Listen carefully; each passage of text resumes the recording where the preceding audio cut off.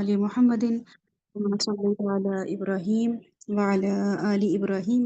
إنك حميد مجيد اللهم بارك على محمد وعلى آل محمد كما باركت على إبراهيم وعلى آل إبراهيم إنك حميد مجيد۔ جزاک اللہ خیر۔ آپ سب لوگوں کا بہت شکریہ کہ آپ لوگ جو ہیں وہ ان پلانڈ سیشن تھا، یہ آج کے دن کے لیے نہیں تھا، لیکن بہرحال ہمارا چونکہ وینسڈے کو سیشن جو ہے وہ مس ہو گیا تھا، تو اس کو ہم نے سوچا کہ آج جو ہیں اس کو یوٹیلائز کر لیں آج کے دن کو، اور ہم جو اس دن کا سیشن تھا اس کو ہم آج رکھ لیتے ہیں، اور اب جو وینسڈے ہوگا سیشنز وینسڈے کو ہی ہوا کریں گے انشاءاللہ تعالیٰ۔ ڈے چینج نہیں ہوئے، بس اس دن کے لیے آج کمپنسیٹ کیا ہم نے، آج کے دن کو یوٹیلائز کیا۔ تو اس دن وینسڈے کو جو تھا، آپ کو پتہ ہی ہے کہ پاکستان کے کیا معاملات اور حالات رہے ہیں۔ اللہ سبحانہ تعالیٰ آپ سب لوگوں کو اپنے حفظ و امان میں رکھے۔ اللہ سبحانہ تعالیٰ ہمیں جو ہے اگر موت جب بھی جس بھی حال میں دیں، شہادت کی موت دیں، ایمان کی حالت میں موت دیں، اور ہم اللہ پہ توکل کرتے ہوئے بغیر کسی خوف اور بغیر کسی خطرے کے جو ہے اللہ کے سامنے حاضر ہوں، ہمارا ایمان ہر وقت اتنا مضبوط رہے کہ جب بھی موت آ جائے تو ہم اللہ سبحانہ تعالیٰ کے پاس جانے کے لیے تیار ہوں۔ ہمیں موت اچھی لگے، ہمارا دل چاہے کہ جو بھی یہ دنیا ہے یہ ہمیں کس سے دور کیے ہوئے، یہ ہمیں اللہ سبحانہ تعالیٰ سے دور کیے ہوئے ہے، یہ ہمیں جنت سے دور کیے ہوئے ہے، یہ ہمیں اچھی اینڈنگ سے دور کیے ہوئے ہے۔ تو یہ بالکل ویسے ہی ہوتا ہے کہ جیسے کسی کوئی جن کے شوہر باہر ہوتے ہیں اور لڑکی نے جب جو یہ اوورسیز میں جن کے ہسبینڈز ہوتے ہیں یا جن لڑکیوں کی شادیاں ہو رہی ہوتی ہیں، آپ دیکھا کریں گے کتنا وہ نا انٹیسپیٹ کر رہی ہوتی ہیں کہ کب ملیں گے، اور وہ بار بار یہ شاعر بھی کہہ رہا ہوتا ہے کہ یہ دوری نہیں صحیح جا رہی ہے نا، اس طرح کے الفاظ وہ استعمال کر رہا ہوتا ہے کہ یہ سمندر ہمارے لیے جو ہے نا وہ بیریئر بن گیا ہے، یا لوگ ہمارے لیے بیریئر بن گئے۔ ایون یہ ہیر رانجھا کی آپ سٹوریز دیکھ لیں یا اس طرح کے ان کے قصے پڑھیں تو آپ کو لگے گا کہ جو سماج ہوتا ہے، دشمن ہوتا ہے، انہی کے بارے میں آ رہا ہوتا ہے کہ یہ ہمارے جو ہے نا ہمارے جو ری یونین یا یونین ہے اس کے پیچھے پڑے ہوئے۔ بالکل میں یہ سمجھتی ہوں، اور آپ کو بھی یہ اس چیز کی طرف ضرور سوچنا چاہیے کہ موت جو ہے وہ ہمیں کس سے ملائے گی؟ موت جو ہے ہمیں اللہ سبحانہ تعالیٰ سے ملائے گی۔ یہ ایک مسلمان کے لیے اصل میں زندگی تو ہے ہی موت کے بعد، یہ والی زندگی تو ایک جیل کی طرح، رسول صلی اللہ علیہ وسلم نے فرمایا کہ یہ والی زندگی تو ایسے سمجھو گویا تم جیل میں ہو۔ تو یہ جو دنیا ہے یہ ہمیں جیل لگے، اور موت کے لیے ہم تیار ہوں، موت سے خوف زدہ نہ ہوں۔ آپ کے بچے اس وقت آپ کو دیکھیں کہ آپ بالکل بھی موت سے نہیں ڈر رہی ہیں، آپ بالکل بھی بم سے نہیں اور دھماکوں سے نہیں ڈر رہی ہیں، بلکہ آپ یہ خوش ہو رہی ہیں کہ اللہ سبحانہ تعالیٰ جو ہے، اس وقت ہم ایک مسلمان ملک ہیں اور ہمارے اوپر جو اٹیک کیا جا رہا ہے وہ چونکہ ہمارے اسلام کے ہونے پہ کیا جا رہا ہے، ہمارے توحید کی وجہ سے کیا جا رہا ہے، اور ہمارا جو ہے وہ اسرائیل کو سپورٹ نہ کرنے کی وجہ سے جو ہے ہم پہ اسرائیل اس طریقے سے جو معاملہ کر رہا ہے، جو کہ آپ نے کل بھی سیشن میں سنا ساری چیزیں۔ تو یہ اپنے بچوں کو بھی دکھائیں اور اپنا ایمان بھی مضبوط کریں۔ اللہ سبحانہ تعالیٰ سے وہ بے خوفی مانگیں نمازوں میں، اللہ سبحانہ تعالیٰ سے دعائیں کریں کہ اللہ سبحانہ تعالیٰ کہ میرا دل چاہ رہا ہے، میں لکھو ربی، میں آپ سے ملنے کی جو ہوں نا متمنی ہوں، میرا دل چاہ رہا ہے میں آپ سے ملوں، مجھے ایسی موت جو بھی میں نے کر لیا، میرا جو بھی پاس تھا مجھے نہیں پتا تھا، لیکن میں الحمدللہ اب میرا دل چاہ رہا ہے کہ میں آپ سے ملوں، اور میں آپ کے پاس اس حالت میں جاؤں کہ میں آپ کے دین کو ریپرزینٹ کر رہی ہوں، اور میں آپ کے رسول صلی اللہ علیہ وسلم کے دین کو ریپرزینٹ کر رہی ہوں، میں اس کے لیے ایفرٹ کرتی ہوئی جو ہوں آپ کے سامنے جاؤں۔ موت تو جب آنی ہے وہ برحق ہے، اس نے آنی ہے، جو کہ خالد بن ولید کا اتنا بڑا مشہور قول ہے جو کہ ہم سن رہے ہوتے ہیں کہ ان کی کیا حدیث ہے کہ لوگوں کو بتا دینا کہ موت اگر آنی ہوتی جنگوں میں تو پھر خالد بن ولید کو بستر پہ موت نہ آتی۔ ہاں، تو بالکل ایسا ہی ہے، ہمارا بھی یہی ہے کہ ہمیں اگر جنگ میں موت آنی ہوگی تو ہم تو بہت اچھی بات ہے کہ ہم جنگ میں مارے جائیں، اور جنگ میں ہم اہل ایمان کے ساتھ مارے جائیں، اور ہم بستروں پہ بھی مریں تو بھی الحمدللہ ہم کلمہ گو مسلمان مریں۔ تو اپنے دل سے جو ہے یہ خوف نکالنا ہوگا۔ دشمن کا کام ہے ہمیں بزدل بنانا، کمزور بنانا، ہمیں خوف میں مبتلا رکھنا، لیکن ایک مومن کبھی بھی خوف زدہ نہیں ہوتا، موت سے تو بالکل بھی نہیں ہوتا۔ تو انشاءاللہ تعالیٰ اس چیز کو ہم مد نظر رکھیں گے، بار بار ہم اس پہ کام بھی کریں گے، اپنی موت کو ہم آسان بنائیں گے۔ ہمارے اب جتنے بھی لیکچرز ہوں گے کوشش کریں گے چھوٹا سا ایک ریمائنڈر ہم اپنی موت کے لیے، اپنی قبر کے لیے ضرور رکھیں، تاکہ ہمیں جو ہے ہمارے بچے بھی ہم سے وہ کریج لیں، ہم سے وہ بہادری لیں، اور وہ بجائے سے کہ ڈر کے بیٹھیں بلکہ وہ حق بات کہنے والے ہوں، ان کو بالکل بھی موت سے خوف نہ آئے۔ تو بہرحال اس دن جو سیشن تھا اس کا جو ٹاپک تھا جو کہ آج ہم کریں گے وہ تھا مضامین قرآن، ٹھیک ہے، علوم القرآن میں ہم تیسرا ہمارا ٹاپک ہے۔ پہلا ہم نے جو کیا تھا وہ تعارف قرآن تھا، ہم نے قرآن کی معنی دیکھے تھے، اس کے بعد نیکسٹ سیشن جو تھا ہمارا ہم نے اس میں اسماء القرآن دیکھے تھے کہ قرآن پاک کے جو کتنے پیارے پیارے نام ہیں، اور وہ نام جو ہیں وہ کسی وجہ سے نام ہے، وہ ان کا ایٹریبیوٹ ہے، اس قرآن کی خصوصیت ہے، کوئی خاصیت ہے، کوئی صفت ہے جو قرآن ہمیں یہ دے گا۔ تو جیسے ڈاکٹرز ہوتے ہیں، اب جو پیڈریاٹرک ہے وہ آپ کو بچوں کے حوالے سے ہی جو ہے وہ فائدہ پہنچائے گا، جو کارڈیولوجسٹ ہے وہ دل کے حوالے سے ہی پہنچائے، تو ہمیں جب پتہ ہوگا نا کہ کارڈیولوجسٹ کے پاس جانا ہے تو ہم اس کو اپنی آنکھیں نہیں دکھائیں گے، ہم اب ای این ٹی والی بیماریاں لے کے ای این ٹی کے پاس ہی جائیں گے، اگر ہمارا گلا خراب ہے، ہمارے کانوں میں کوئی مسئلہ ہے۔ تو بالکل ایسے ہی قرآن سے جب ہم کوئی چیز دیکھیں کہ اچھا یہ میرے لیے بشرا ہے تو واقعی مجھے خوشخبری ملے، قرآن مجھے خوشخبریاں ہی دے، مجھے قرآن خوف نہ دلائے، لیکن جب میرا دل چاہے کہ اچھا مجھے بالکل بھی خوف نہیں پیدا ہو رہا اور میں نڈر ہو گئی ہوں، میں بے خوف ہو گئی ہوں اور میں گناہ کرتی جا رہی ہوں اور مجھے نمازوں کا شوق نہیں ہو رہا، تو پھر میں قرآن سے وہ انذار لوں، میں قرآن سے وہ خوف لوں، پھر میں قرآن سے فرق کرنا سیکھوں، میں قرآن کو جو ہے وہ ہدایت سمجھوں، میں قرآن کو رحمت سمجھوں، تو پھر قرآن میرے لیے وہ بن جائے گا ان شاء اللہ تعالیٰ۔ ایک ہی کتاب ہے لیکن یہ ہر انسان کے ساتھ وہی معاملہ کر رہی ہے جو اس کی زندگی میں پیش آ رہا ہے۔ لٹرلی اس وقت اگر میں کوئی خوشی میں ہوں تو مجھے پتا ہوگا کہ قرآن سے مجھے جو ہے وہ کیا بشارت ملی ہے، مجھے کیسا معاملہ کرنا چاہیے۔ اگر میں جو ہوں میرے کوئی ایسی خبر ہے، میری زندگی میں کوئی افسوسناک واقعہ ہو گیا، تو بھی مجھے قرآن سے الحمدللہ وہاں سے ڈائریکشنز ملتی ہیں، گائیڈ لائنز ملتی ہیں مجھے، کیونکہ مجھے پتا ہے کہ قرآن کے ایٹریبیوٹس کیا کیا ہیں، تو قرآن کے اسماء القرآن جو ہیں وہ ایکچولی ہیں ہی اسی لیے۔ اس کے علاوہ بھی اسماء القرآن جو تھے وہ کافی سارے تھے، وہ ہم وقتاً فوقتاً جو ہے ڈسکس کرتے رہیں گے اور آگے کافی ڈیٹیلز میں آپ کے سامنے یہ سب چیزیں آئیں گی۔ آج کا جو ہے وہ ہمارے پاس ٹاپک ہے وہ ہے مضامین قرآن۔ مضامین قرآن کا مطلب ہے کہ قرآن میں جو ٹاپکس ہیں وہ کیا ہیں، ٹھیک ہے، یعنی کہ ایک جنرل سے ہمیں اوور ویو ملتا ہے کہ جس کا مطلب یہ ہے کہ قرآن میں ہمارے پاس ایک کتاب ہے جو کہ اب پہلے دن سے لے کے آخری دن تک ایک ایسی ہی رہے گی، اس میں کوئی ٹاپک چینج نہیں ہوگا۔ تو وہ کیا ٹاپک میری سب زندگی کے تمام لائف سپین کو کور کیے ہوئے ہے، میری پوری لائف سپین کے جتنے بھی مسئلے مسائل ہیں، کیا مجھے قرآن سے ملتے ہیں؟ نہیں ملتے ہیں۔ اللہ تعالیٰ نے بس مجھے بنا دیا، میرے ساتھ یہ کتاب چھوڑ دی اور مجھے تو پتہ چلتا کہ نہیں، اس میں تو میرا یہ مسئلہ لکھا ہوا ہی نہیں ہے، مجھے تو پتہ نہیں چلتا طلاق کیسے دینی ہے، مجھے تو پتہ ہی نہیں چلتا کہ رضاعت کیسے کرنی ہے، مجھے تو جو ہے وہ فقہا کے پاس جانا پڑتا ہے، مجھے جو ہے وہ مفتیوں کے پاس جانا پڑتا ہے، تو میرے پاس تو اس قرآن میں کچھ بھی نہیں ہے،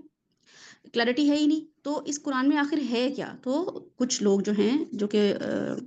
مفسر قرآن ہیں، انہوں نے قرآن میں کے کچھ جو مضامین ہیں ان کو ہمارے سامنے رکھا ہوا ہے، تاکہ اگر ہمیں پتہ ہوگا کہ قرآن میں یہاں پہ کیا کیا چیزیں ہیں اور کس لیول پر ہیں، تو ہم وہاں سے قرآن سے وہ چیزیں لیں گے انشاءاللہ تعالیٰ، اور ان کی ڈیٹیلز ہمیں کہاں سے ملتی ہیں، ٹھیک ہے، وہ بھی ہم پتہ کریں گے کہ وہ کہاں سے ملتی ہیں۔ اور پھر یہ ہے کہ قرآن کریم کا اکثر اور بیشتر جب ہم مطالعہ کرتے ہیں تو ایک سوال ضرور ہمارے ذہن میں اٹھتا ہے کہ قرآن مجید میں جو سبجیکٹس ہیں، موضوعات ہیں، ان کو ترتیب سے بیان نہیں کیا گیا۔ ایسا نہیں ہے کہ جیسے آپ Urdu, English, science, social studies کی بکس پڑھ رہے ہوتے ہیں تو ہم دیکھتے ہیں ایک چیپٹر پہلے بتایا گیا ہمیں، اس کے بعد وہ چیپٹر ختم ہوا، سوال جواب ہوئے اور نیکسٹ چیپٹر پہ ہم آ گئے ہیں نا، ایک پورا پیٹرن ہے کتابوں کا۔ لیکن قرآن کا ہمیں ایسا ترتیب نہیں مل رہی ہوتی ہے، بلکہ ہوتا کیا ہے کہ ایک بات نکلی پھر دوسری بات شروع ہو جاتی ہے اور دوسرے کے بعد تیسری بات شروع ہو جاتی ہے، تو بکھرے ہوئے موضوعات ہیں قرآن میں، ہے نا؟ اور جب بات چلتی ہے تو ایک جگہ بات ختم نہیں ہوتی ہے، دوسری بات شروع ہو جاتی ہے اور پھر تیسری بات شروع ہو جاتی ہے، ایک دم جو ہے آدم علیہ السلام جیسے آج آپ اگر سورۃ کہف جن لوگوں نے پڑھی ہوگی تو دیکھا ہی ہوگا کہ بے ربطگی سی نظر آ رہی ہوتی ہے کہ اچھا ایک ٹاپک شروع ہوا ہے، اس کے بعد جو ہے نا اللہ تعالیٰ نے وَضْرِبْ لَهُم کوئی اور مثال شروع کر دی، بارش کی مثال شروع کر دی، اللہ سبحانہ تعالیٰ نے پھر کوئی اور ٹاپک شروع کر دیا، پھر آدم اور حوا کا قصہ شروع کر دیا، پھر شیطان کا قصہ شروع کر دیا، تو ایسا لگ رہا ہوتا ہے کہ بے ربطگی سی ہے۔ تو اور پھر کیا ہوتا ہے، پھر وہ بات کرنے کے بعد بیچ میں انٹرپٹ کرنے کے بعد قرآن واپس اصل بات پہ آ جاتا ہے۔ تو اس سلسلے میں بڑا اچھا ایک پریفیس ہے جو کہ مودودی صاحب کی جو کتاب ہے تفہیم القرآن، تفہیم القرآن کے شروع میں اگر آپ کے پاس ہے تو ان شاء اللہ تعالیٰ، نہیں تو میں کوشش کروں گی کہ میں اسکرین شاٹ آپ لوگوں کو دے دی جائے یا نیکسٹ سیشن میں آپ کے سامنے یہاں پہ پی پی ٹی کے طور پہ آپ کے سامنے وہ شیئر کر دیا جائے۔ تو تفہیم القرآن جو ہے ابو العلا مودودی کا جو ہے، ان میں انہوں نے بہت ہی خوبصورت طریقے سے انگلش اور اردو دونوں میں آپ کو ملے گی، اس میں اس سے آپ کو یہ علم ضرور ہوگا کہ سیکوینس اللہ نے کیوں نہیں رکھا، اور جو رکھا ہے سیکوینس وہ کیوں رکھا ہے، ٹھیک ہے، مولانا مودودی نے بہت ہی بہترین طریقے سے اس کو ہمارے سامنے وہ رکھا ہے، پریزنٹ کیا ہے، تو آپ لوگ کوشش کیجیے گا کہ اس کو پڑھیے گا اور ہم یہاں پہ ایز اے گروپ بھی اس کو ضرور پڑھ لیں گے۔ بہرحال یہ ہمارے پاس ایک جو معاملہ آتا ہے وہ یہ آتا ہے کہ اس کتاب کو کہ بہت سارے ٹاپکس ہیں قرآن کریم میں، بہت سارے ٹاپکس اللہ سبحانہ تعالیٰ نے کور کیے ہوئے ہیں، لیکن مین جو ہیں وہ ٹاپکس جو ہیں ان کو 5 علوم پہ جو ہے وہ جو علوم قرآن کے ٹاپکس میں اگر ہم دیکھیں تو ویسے تو اس جو ایک شاہ ولی اللہ محدث دہلوی ہیں، ان کی فارسی تصنیف ہے الفوز الکبیر۔ اگر جن لوگوں نے الفوز الکبیر پڑھی ہوئی ہے تو ان کو پتہ ہوگا کہ اصول تفسیر کے مختلف پہلوؤں کو انہوں نے جو ہے نا وہ ہمارے سامنے رکھا ہے، اور یہ ایک بہت ہی ڈفرینٹ یونیک سی کتاب لکھی ہے، ٹھیک ہے تو فارسی میں، لیکن اس کی ٹرانسلیشن اویلیبل ہے۔ اس کتاب کے جو ہے نا کل 4 چیپٹرز ہیں، جس میں علوم القرآن اور مطالعہ قرآن کے مختلف کمپریہنسو اس میں جو ہے وہ ڈسکشن ہوئی ہوئی ہے۔ تو آپ لوگ اگر پڑھ سکیں تو ضرور پڑھیں، لیکن آج ہم اس کے چیدہ چیزیں جو ہیں وہ ڈسکس کریں گے۔ الفوز الکبیر کے پہلے باب میں قرآن مجید کے جو ٹاپکس ہیں ان میں جو شاہ صاحب ہیں نا، انہوں نے 5 علوم میں ان کو تقسیم کر دی ہے، جو ان کے نزدیک قرآن مجید کا لب لباب ہے، یعنی کہ ایسنس ہیں۔ کہ قرآن کریم میں اگر ہم دیکھیں کہ 5، ویسے تو بہت سارے ٹاپکس ہیں، میرے خیال سے اس کے انہوں نے 64 یا 74 ٹاپکس جو ہیں انہوں نے بنائے ہیں، لیکن اگر اس کو ہم مین اور اس کا ایسنس دیکھیں کہ باقی سب چیزیں جو ہیں وہ سب ہیڈنگز کے اندر آتی ہیں، مین ہیڈنگز جو ہیں وہ 5 میں ہم دیکھیں گے جو ایسنس ہے قرآن کا، اور اس کے متعین کردہ 5 علوم کون کون سے ہیں جو کہ ہماری پوری لائف سپین کو کور کیے ہوئے ہیں۔ یہ 5 احکامات جو ہیں آپ کے سامنے رکھے ہوئے ہیں، جو کہ ہیں احکام، یعنی کہ قرآن میں ہمارے پاس کیا ہے، احکامات ہیں، ٹھیک ہے، احکام ہے۔ ڈیٹیل ہم اس کی دیکھتے ہیں۔ نمبر 2 ہمارے پاس جو ہے، نمبر 2 ہے وہ ہے مخاصمات، یعنی کہ علم المناظرہ، ٹھیک ہے۔ علم المناظرہ کا مطلب ہے کہ ڈیبیٹ کرنا۔ قرآن ہمیں کیا ایک ایسا انسان بناتا ہے کہ جو اللہ نے کہہ دیا یا جو لوگوں نے کہہ دیا بس ماننا نہیں، قرآن ہمیں جو ہے سوچنا سکھاتا ہے، ڈیبیٹ کرنا سکھاتا ہے، اس کے لیے قرآن ہمیں خود ایجوکیٹ کرتا ہے۔ اگر ہم قرآن پڑھ لیں گے تو ہم مسلمانوں میں کیا، نان مسلمز میں، غیر مسلموں کے ساتھ جو ہے وہ باقاعدہ ایک اچھی ڈیبیٹ کر سکتے ہیں، ان کو لاجیکل آرگیومنٹس دے سکتے ہیں کہ یہ قرآن، اللہ سبحانہ وتعالیٰ ہمارا خدا کیوں ہے۔ ہم تو اپنے بچوں کو ہی نہیں کنونس کر پا رہے ہوتے ہیں، بیچارے بچے اٹھ کے ہم سے پوچھ رہے ہوتے ہیں اللہ کو کیوں مانے، اللہ کہاں ہے، اور جو بھی چیزیں ہمیں وہ نہیں پتہ چل رہا ہوتا، کیونکہ وہ قرآن ہم نے پڑھا ہی نہیں ہوتا۔ تو قرآن میں کیا ایسی کوئی چیز ہے؟ جی بالکل، قرآن میں مخاصمات یعنی علم المناظرہ ہے۔ نمبر 3 ہے تذکیر بالآلاء اللہ، ٹھیک ہے۔ تیسری چیز جو ہے وہ شاہ ولی اللہ جو ہے وہ کہتے ہیں کہ اس میں جو ہے وہ اللہ سبحانہ تعالیٰ ہمیں اعلیٰ کا مطلب ہے نعمتیں، جیسے ہم کہتے ہیں نا فَبِأَيِّ آلَاءِ رَبِّكُمَا تُكَذِّبَانِ، کن کن نعمتوں کو تم جھٹلاؤ گے۔ تو اعلیٰ کا مطلب ہوتا ہے نعمتیں، تو یہاں پہ ہے تذکیر بالآلاء اللہ، تذکیر ریمائنڈر، بالاعلیٰ ساتھ ریمائنڈر کے، کس کے؟ اللہ کے، تو اعلیٰ نعمتوں کے ریمائنڈر کے، ٹھیک ہے۔ اللہ تعالیٰ ایسی نعمتیں قرآن میں بتاتے ہیں جس کی وجہ سے ہمیں کون یاد آتا ہے؟ اللہ سبحانہ تعالیٰ یاد آتے ہیں ہمیں، اللہ سبحانہ تعالیٰ اپنی نعمتوں سے یاد کراتے ہیں۔ ایسے نہیں کہتے بس میں نظر نہیں آ رہا ہوں تو مجھے مان لو، نہیں، بلکہ بتاتے ہیں کہ میں کیسے، اگر نظر نہیں بھی آ رہا ہوں تو مجھے کیسے فیل کرنا ہے، کیسے پتہ چلے گا میں تمہارے دل کے قریب ہوں، یا میں تمہاری جو ہے تھاٹس کو سمجھ پا رہا ہوں، یا تم آگے پیچھے جو پوری کائنات کو دیکھو تو تمہیں نظر آئے گا۔ اور یہ اس زمانے جب سے قرآن نازل ہوا ہے تب سے اب تک ہم ایکسپلور کیے چلے جا رہے ہیں۔ ہر دفعہ ہم واقعی اللہ سبحانہ تعالیٰ جب ہمیں نعمتیں بتاتے ہیں کہ تم دیکھو بچہ کیسے پیدا ہوتا ہے، تم دیکھو کہ بارش کیسے ہوتی ہے، تم دیکھو کہ درخت کیسے اگتا ہے، تو واقعی جب ہم ایکسپلور کرتے ہیں تو ہمیں اللہ سبحانہ وتعالیٰ جو ہے حکمت نظر آتی ہے۔ ہم کہتے ہیں سبحان اللہ، یہ کیسے ہو گیا، کیسی کیسی ریلز اور کیسی کیسی شارٹس اور کیسے کیسے ہمارے پاس پوسٹ آتی ہے، ہم کہتے ہیں سبحان اللہ، واقعی ایسی مچھلیاں بھی ہوتی ہیں، ایسے پرندے بھی ہوتے ہیں، ہے نا۔ تو یہ اللہ سبحانہ تعالیٰ کہاں بتا رہے تھے؟ قرآن میں بتا رہے تھے ہمیں۔ تو اللہ سبحانہ تعالیٰ اس لیے بتا رہے ہوتے ہیں تاکہ ہم کس کو یاد کریں؟ تذکیر کریں، ریمائنڈر لیں، کس کا؟ اللہ سبحانہ وتعالیٰ کا، تھرو اللہ's blessings، اللہ سبحانہ تعالیٰ کی جو باؤنٹیز، جو نعمتیں ہیں ہمارے لیے، اور یہ اگین اینڈ اگین ریمائنڈرز آتے ہیں۔ ایسا نہیں ہے کہ اللہ سبحانہ تعالیٰ نے بس سورۃ الفاتحہ میں کہہ دیا ہو کہ الحمدللہ رب العالمین، بس میں ہوں رب العالمین تو میرا شکر ادا کرو، نہیں، بلکہ البقرہ، آل عمران، النساء اور الناس تک جو ہے اللہ سبحانہ تعالیٰ نعمتوں کو بار بار بار بار مینشن کر رہے ہوتے ہیں۔ جو تیسری چیز ہے، چوتھی چیز ہے ہمارے پاس، وہ ہے تذکیر بی ایام اللہ، ٹھیک ہے۔ تذکیر اگین ریمائنڈر کے طور پہ آپ سمجھے کہ ریمائنڈر ہے، بی ساتھ ایام جو کہ یوم کی جمع ہے، یوم کا مطلب ہوتا ہے دن، اور ایام ہوتا ہے دن کی پلورل، بہت سارے دن، ٹھیک ہے۔ اللہ کا مطلب ہے اللہ، تو ریمائنڈر ود یوم اللہ یا ایام اللہ کا مطلب ہے اللہ کے دن سے ریمائنڈر لینا۔ ایام اللہ جو ہے اس کا مطلب یہ ہوتا ہے کہ اللہ نے جن قوموں کو سزا دی ہے، جن قوموں کو مینشن کیا ہے، ان کو ایام اللہ بولا جاتا ہے۔ قرآن کی تفسیر میں بھی یہی لفظ ہے، بھی ایام اللہ کا مطلب کہ اللہ سبحانہ وتعالیٰ نے جن قوموں کو عذاب دیا ہے اس کے لیے ایام اللہ کا لفظ آیا ہے۔ تو ایک ریمائنڈر ہمیں اللہ سبحانہ وتعالیٰ کیسے دیتے ہیں؟ نعمتوں سے، کہ نعمتوں کے علاوہ کون سا ریمائنڈر ہوتا ہے؟ نعمتوں کے علاوہ گزشتہ جو قومیں ہیں، اقوام ہیں، ان میں عبرتناک واقعات جو پیش آئے ہیں، کچھ قوموں کو اللہ سبحانہ تعالیٰ نے عروج بخشا، کچھ قوموں کو اللہ سبحانہ تعالیٰ نے زوال دیا، پٹخ دیا۔ جس دن ان کو عروج ملا، جس دن ان کو زوال ملا، اس کا ذکر اس کی ریزنز، اس کے کازز، کیوں ہوا تھا، یہ کیسے ہوا تھا، یہ کیسے عذاب ملا، قوم لوط کو کیوں ملا عذاب، قوم لوط کیا کر رہی تھی، نبی تھا کہ نہیں تھا، ریمائنڈرز دیے تھے نبی کے نہیں، نبی نے نہیں دیے تھے، فرشتے کیسے آئے تھے، عذاب کیسے شروع ہوا تھا، عذاب کتنے دن چلا تھا، عذاب کس فارم میں آیا تھا، ابابیل کیسے تھے، ابابیل کیوں آئے تھے، یہ ساری کی ساری جو چیزیں اللہ سبحانہ تعالیٰ ہمیں بتاتے ہیں، چاہے فرعون کا عذاب ہو، قوموں کا عذاب ہو، یا جیسا بھی ہو، اللہ سبحانہ تعالیٰ ہمیں تذکیر بھی ایام اللہ کے تھرو ریمائنڈر دیتے ہیں تاکہ ہم اس سے کیا کریں، وارنڈ ہو جائیں، ٹھیک ہے۔ اور جن نعمتوں کو اللہ سبحانہ تعالیٰ بتاتے ہیں کہ قوموں نے اس چیز کو ایکسیپٹ کیا، ان کو ہم نے عروج بخشا، وہ بھی ہمارے لیے اللہ سبحانہ تعالیٰ جو ہے ریمائنڈر کے طور پہ لے کر آتے ہیں۔ اور اس کے بعد جو ہے وہ پانچواں جو ہمارے پاس ٹاپک ہے وہ ہے علم التذکیر، یعنی کہ یہ بھی ایک ریمائنڈر ہے جو کہ کیا ہے، بالموت، ساتھ موت کے، ہوا اور ماں بعد الموت، موت کے، موت اور پھر موت کے بعد، موت کیسے آئے گی، کس طرح طریقے سے آئے گی، کیسے ایک دم آ جائے گی، کیا سب کسی کو آئے گی، کسی کو نہیں آئے گی، نہیں، موت جو ہے وہ کلو نفس ذائقۃ الموت، ہر نفس نے ذائقہ چکھنا ہے، اس کا مطلب ہے کہ موت کا بھی کانسیپٹ قرآن میں ہے، اور پھر موت کیسے آئے گی اور موت کے جو بعد کے معاملات ہیں وہ کیسے ہوں گے، وہ قرآن میں بتائے ہوئے ہیں، تو اس سے ہمیں ریمائنڈر ملتا ہے قرآن کے ذریعے۔ ایک منٹ دیجیے گا۔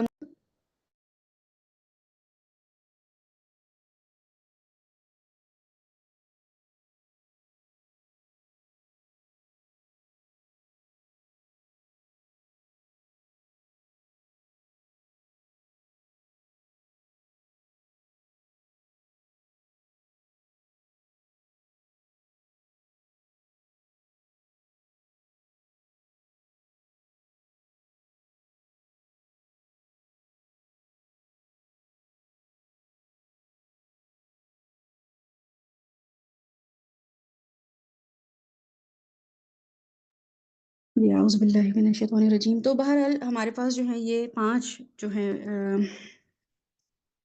آپ کے سامنے لکھا ہوا ہے کہ مضامین قرآن بیسڈ آن 5 کور ایریاز، تو یہ والے ایریاز ہیں جو قرآن کے موٹے موٹے ہمارے سامنے آتے ہیں۔ اب ان کو مزید ڈسکس جو ہے اللہ سبحانہ تعالیٰ نے ہمارے سامنے کیا ہوا ہے، ڈیٹیل میں ہمارے سامنے آتے ہیں، اور اسکالرز نے بھی اس پہ کام کیا ہوا ہے۔ تو ہم یہاں پہ دیکھتے ہیں کہ پہلی چیز جو ہمارے پاس آتی ہے وہ ہے احکام۔ احکام جو ہیں اس کے سلسلے میں ہمیں قرآن میں احکام ملتے ہیں، وہ کیا ہوتے ہیں احکام اور ان کی کیا لاجک ہے، کیا ریزنز ہیں، وہ ہم دیکھ لیتے ہیں۔ احکام کے سلسلے میں پہلی اہم بات یہ ہے کہ رسول اللہ صلی اللہ علیہ وسلم جو تھے ان پہ ایک شریعت نازل ہوئی، ٹھیک ہے، ان کو اس قرآن کے ذریعے کچھ احکامات دیے گئے، تو کیا وہ حکم جو تھا یا وہ احکامات تھے کیا رسول اللہ صلی اللہ علیہ وسلم پہ صرف نازل ہوئے، اس سے پہلے وہ احکامات تھے کیا معاشرے میں؟ تو ہمیں پتہ چلتا ہے کہ رسول اللہ صلی اللہ علیہ وسلم جو ہیں وہ ملت ابراہیمی پر مبعوث تھے، ٹھیک ہے، اور اس لیے اس ملت کے احکام اور طریقوں کو باقی رکھا گیا۔ قرآن مجید جو ہیں انہوں نے ہمارے سامنے جو احکامات قرآن مجید نے جو احکامات رکھے ہیں وہ اس کے بارے میں اللہ سبحانہ تعالیٰ رسول اللہ صلی اللہ علیہ وسلم کو کہتے ہیں کہ فَاتَّبِعْ عَلَى مِلَّةِ ابراہیم، رسول اللہ علیہ وسلم کو حکم دیا گیا ہے قرآن میں کہ آپ اتباع کیجئے، فَاتَّبِعْ پیروی کیجئے، عَلَى مِلَّةِ ابراہیم، کہ آپ ملت ابراہیم یا ابراہیم علیہ السلام کی جو طور طریقے تھے ان کی آپ نے پیروی کرنی ہے۔ تو ہمارے نبی صلی اللہ علیہ وسلم کو کہا گیا کہ ابراہیم علیہ السلام نے جو پروموشن کی تھی، جو پروموٹ کیا تھا دین، جو لائف سٹائل انہوں نے گزارا تھا، جس طریقے پہ وہ کاربند تھے، آپ نے اس کو فالو کرنا ہے۔ تو اس کا مطلب ہے کہ جو بھی قرآن میں احکامات ہیں وہ رسول اللہ صلی اللہ علیہ وسلم کو صرف ابھی نہیں دیے گئے تھے، یہ شریعت ابھی نازل نہیں ہوئی تھی، بلکہ کیا تھی، یہ شریعت پہلے سے پہلے چلی آ رہی تھی۔ اور ابراہیم علیہ السلام کے بارے میں اللہ تعالیٰ کیا بتاتے ہیں کہ وہ کون سے احکامات پہ عمل کرتے تھے، اور وہ کیا تھے، وما کھانا من المشرکین، ان کے بارے میں آتا ہے کہ وہ بالکل جو تھے مشرکوں میں سے نہیں تھے، وہ بالکل یکسو تھے۔ تو رسول صلی اللہ علیہ وسلم کو کہا گیا کہ آپ نے بھی ویسا ہی بننا ہے۔ تو ہمارے دین کی جو فاؤنڈیشن ہے وہ ملت ابراہیمی پر ہے، ٹھیک ہے، ہمارے دین کی جو بنیاد ہے، ہمارا دین جو ہے وہ احکامات، کیا نئے احکامات لے کر آ گیا، کیا کرسچنز اس سے ریلیٹ نہیں کر سکتے ہیں، جوز اس سے ریلیٹ نہیں کر سکتے، تو ایسا نہیں ہے۔ ہمارا دین جو ہے اس کی جو بیس ہے وہ ملت ابراہیمی پر ہے۔ آپ صلی اللہ علیہ وسلم جو ہیں اس کو بڑھانے، یعنی کہ اسی دین کو، ملت ابراہیمی کو بڑھانے اور پھیلانے آئے تھے، اس لیے اس ملت کے احکام اور طریقوں کو باقی رکھا گیا ہے۔ تو ابراہیم علیہ السلام کو جو دین اور احکامات دیے تھے اور ان کا جو نظریہ تھا، جو طریقہ تھا، وہ امت محمدی میں باقی رکھا گیا ہے، ٹھیک ہے، انہی کو اسی فارمیٹ پہ ہم ہیں۔ بعض احکامات البتہ کیا ہوئے ہیں کہ فلٹر ہوئے ہیں، بعض احکامات جو ہیں ان کی اصلاح ہوئی ہے امت محمدی میں۔ وجہ کیا تھی کہ ابراہیم علیہ السلام اور رسول اللہ صلی اللہ علیہ وسلم کے درمیان جو گیپ تھا نا وہ بہت لمبا تھا، تو ان کی جو تعلیمات تھیں ابراہیم علیہ السلام کی، ان کی اولاد نے، جو ان کے بعد آئی ہے اولاد، انہوں نے اس کو ڈسٹورٹ کر دیا تھا۔ تحریف کر دی تھی، ٹھیک ہے؟ اس ڈسٹورشن کو درست کرنے کے لیے قرآن خود بھی کچھ باتیں بتاتا ہے اور کہتا ہے کہ یہ غلط ہے، ابراہیم علیہ السلام یہ نہیں کرتے تھے، ابراہیم علیہ السلام تو اس طرح کے معاملے نہیں کرتے تھے، تم کس راستے پہ چلے چلے جا رہے ہو؟ اور ابراہیم علیہ السلام کے بہت سارے واقعات ہمیں قرآن بتاتا ہے کہ وہ تو یہ اپنے باپ دادا کی بلکہ پیروی نہیں کی، اور انہوں نے کیسے جو ہے اللہ کے دین کو پھیلایا اور پھر اپنے بیوی کے ساتھ اپنے بچے کے ساتھ جو معاملہ کیا، اور پوری شریعت جو ہے ابراہیم علیہ السلام کی شریعت کو فالو کر رہی ہوتی ہے۔ تو قرآن ہمیں بتاتا ہے کہ وما کھانا من المشرکین۔ تو فتح مکہ کے موقع پر رسول اللہ صلی اللہ علیہ وسلم جب خانہ کعبہ اترے تو سیرت کی کتابوں میں، سیرہ کی جتنی بھی بکس ہیں ان میں یہ بات ہمارے سامنے آتی ہے کہ خانہ کعبہ کے اندر والی جو دیواریں تھیں اس پہ کچھ تصویریں بنی ہوئی تھیں۔ ایک تصویر جو تھی وہ حضرت ابراہیم کی تھی، اور دوسری جو تصویر تھی وہ حضرت اسماعیل کی تھی۔ اور وہ تصویروں میں جو ہمارے سامنے امیج آتا ہے نا، جو ہمیں بتایا جاتا ہے سیرت نگاروں کے تھرو، وہ بتاتے ہیں کہ دونوں کے ہاتھوں میں پانسے تھے، تیر، مطلب تیر تھے۔ اور اس کا مطلب کانسیپٹ کیا تھا، یہ دینا تھا، کانسیپٹ دینا تھا کہ انبیاء اکرام جو تھے وہ تیروں سے اپنی قسمت کا حال معلوم کرتے تھے، ٹھیک ہے؟ یہ جب رسول صلی اللہ علیہ وسلم فتح مکہ کے موقع پہ اندر اترے، خانہ کعبہ کو دیکھا تو اس طرح کی ان کو ڈرائنگز نظر آئیں، آرٹ نظر آیا، جس کا مطلب یہ تھا۔ تو رسول اللہ صلی اللہ علیہ وسلم نے فرمایا کہ انہوں نے جب تصویریں دیکھی تو کہا کہ نہیں، وہ ایسے نہیں تھے، ابراہیم علیہ السلام ایسے نہیں تھے، وما کھانا من المشرکین، انہوں نے یہ اس وقت کلیم کیا، ٹھیک ہے، کہ حضرت ابراہیم بالکل بھی 500 سے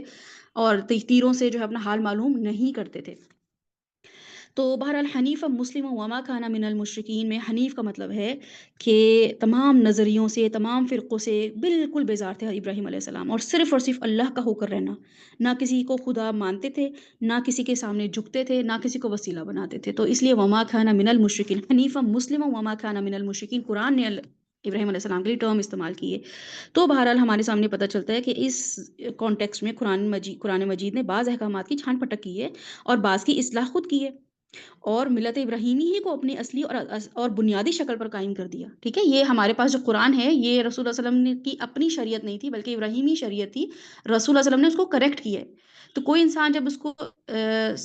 صحیح کرتا ہے تو اس کا مطلب یہ ہوتا ہے کہ اس نے زیادہ محنت طلب کام کی ہے کسی بھی چیز کو، جیسے ہمارے سامنے بھی معاشرہ بگڑا ہوا ہے نا، تو ہم کیا نیا کوئی ٹرینڈ لے کر آئیں گے؟ لوگ ہمیں یہ بولیں کہ تم نئی نئی باتیں نکال کے لے آتی ہو، تم نے نمازیں شروع کر دی ہیں، تم نے یہ نئے روزے شروع کر دیے ہیں، تم نے یہ نئے طریقے سے جو ہے نا دین کو سمجھنا شروع کر دیا۔ ہمیں بھی ایسی پتہ چل رہا ہوتا ہے نا، تو ہمارے لیے کیا میسج ہے یہاں پہ کہ جو بھی احکام ہمیں قرآن میں مل رہے ہیں، اس کا مطلب ہے کہ وہ صرف قرآن کے ہی نہیں تھے، امت محمدی کے نہیں تھے، بلکہ ابراہیم علیہ السلام کے تھے، اور اس لیے محمد صلی اللہ علیہ وسلم کو اس وقت بھی جو ہے اس طریقے کی باتیں سننی پڑتی تھی کہ نئی باتیں، حالانکہ یہ نئی باتیں نہیں تھیں۔ اللہ سبحانہ تعالیٰ بتاتے ہیں یہ احکامات جتنے بھی تھے یہ تو تمہارے پہلی شریعتوں میں بھی چلے چلے آ رہے تھے، تو تم نے ان کو صرف کیا کرنا ہے کہ ان کو ریوائز کرنا ہے، ان کو بار بار جا کے دیکھنا ہے کہ اللہ تعالیٰ نے کیا اس کا حکم دیا ہے، تو پرانی کتابوں میں جا کے دیکھو تو تمہیں پتہ چلے گا کہ پرانی کتابوں میں تحریف ہو گئی ہے، اس لیے مجھے اب نئی کتاب جو ہے وہ نازل کرنی پڑی ہے۔ تو اب ان میں کیا چیزیں ہیں، ان قرآنی احکامات میں ہمارے پاس کیا آتا ہے؟ احکامات جو ہیں اس کا مطلب ہے کہ اس میں امر ہے اور نواہی ہے، یعنی کہ کچھ ہمارے پاس ڈوز ہیں اور ڈونٹس ہیں، کچھ کرنے کے کام بھی حکم میں ہیں اور کچھ نہ کرنے کے کام بھی احکامات کی کیٹیگری میں آتے ہیں۔ ایسا نہیں ہے کہ ہم یہ بولیں کہ اچھا نماز پڑھ لو تو ہمیں تو حکم لگے، اور غیبت نہ کرو تو ہمیں حکم نہ لگے، ٹھیک ہے؟ تو امر اور نواہی دونوں اس میں ہیں، مینس کہ ہمیں اس میں کمانڈ اور پروہیبیشن دونوں چیزیں جو ہیں دیکھنی ہیں۔ ان میں کچھ ہمارے پاس مجمل ہیں، مجمل کا مطلب ہے کچھ ہمارے پاس ایسی چیزیں ہیں جو کہ کلیئرٹی کے ساتھ نہیں ملتی ہیں قرآن میں، احکامات ایسے ہیں جو ہمیں پتہ نہیں چلتا کہ اس کے بارے میں اللہ سبحانہ تعالیٰ نے ہمیں کیا کیسے کرنا چاہیے۔ ہمیں نماز کا حکم تو ہے لیکن ہم کیسے پڑھیں، ہے نا؟ تو ان کو کہتے ہیں مجمل، جن کی تفصیل رسول اللہ صلی اللہ علیہ وسلم کے تھرو اللہ تعالیٰ نے ہمیں بتائی۔ مثلاً قرآن مجید کا جو حکم ہے کہ اقیم الصلاۃ، کہ نماز قائم کرو، تو رسول اللہ صلی اللہ علیہ وسلم نے اس کی وضاحت ہمیں کیسے کر کے بتائی، عملی بھی اور قولی بھی،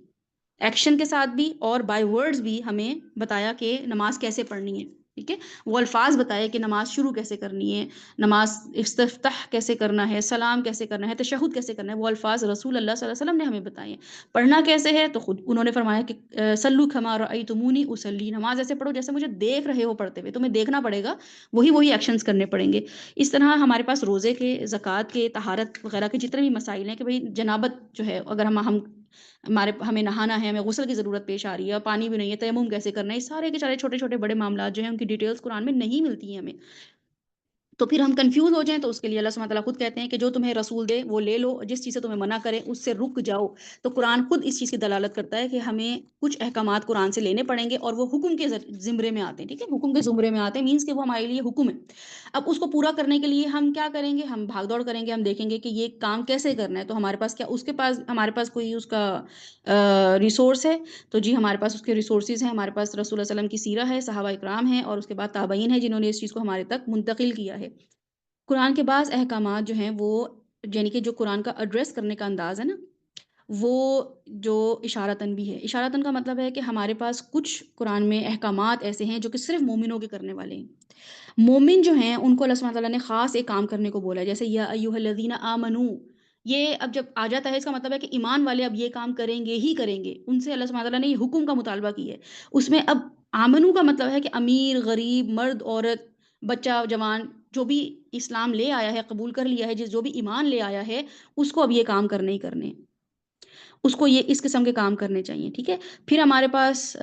ان میں بھی مومنوں کے لیے بھی اللہ سبحانہ تعالیٰ نے ہمیں کچھ خاص احکامات دیے ہیں کہ جیسے اللہ سبحانہ تعالیٰ قرآن پاک میں کہتے ہیں کہ لمثل ھذا فلیعمل العاملون، کہ عمل کرنے والوں کو چاہیے کہ اس طریقے سے عمل کریں، اور انہوں نے اللہ سبحانہ تعالیٰ نے ہمیں کچھ کیٹیگریز بتائی ہیں کہ مومن یہ کام کر رہے ہوتے ہیں، جیسے ہمیں پتہ چلتا ہے قد افلح المؤمنون الذین هم فی صلاتهم خاشعون والذین هم عن اللغو معرضون۔ تو ہمارے پاس جب یہ آیت آتی ہے تو پتہ چلتا ہے کہ مومنون جو ہیں وہ کیا خاص کام کریں گے، تو اس کا مطلب ہے وہ حکم کے زمرے میں آتے ہیں کہ مومنوں کو چاہیے وہ یہ کام کریں۔